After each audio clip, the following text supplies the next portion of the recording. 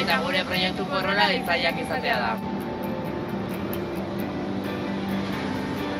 Kaixo, ni Luzen naiz eta nire rola aztia da.